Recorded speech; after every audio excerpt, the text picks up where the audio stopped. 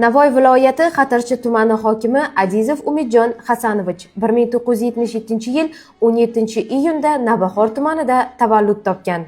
1999-yil hamda 2001-yillarda Navbahor tumani Ichki ishlar bo'limi qidiruv militsiyasi xizmati jinoyat qidiruv bo'linmasining tezkor vakili. 2001-yil hamda 2004-yillarda Navoiy tumani Ichki ishlar boshqarmasi tergov bo'linmasining katta tergovchisi. 2004-yil hamda 2005-yillarda Navoiy viloyati Ichki ishlar boshqarmasi tergov boshqarmasi uyushgan guruhlar tomonidan giyohvand moddalarni ishlab chiqarish, saqlash, tarqatish va ularni tashib o'tkazish bilan bog'liq jinoyatlarni tergov qilish guruhining katta tergovchisi.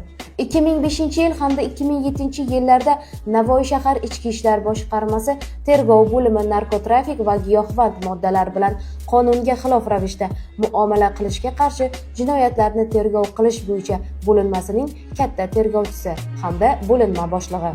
2007-yilda Navoiy shahar Ichki ishlar boshqarmasi tergov bo'limi fuqarolarning hayoti va sog'ligiga qarshi qaratilgan jinoyatlarni tergov qilish bo'yicha bo'linmasining katta tergovchisi. 2010 hamda 2012-yillarda Navoiy viloyati Ichki ishlar boshqarmasi boshlig'ining o'rinbosari. 2018-yil hamda 2019-yillarda Navoiy viloyati Ichki ishlar boshqarmasi tezkor ma'lumotlar bo'limi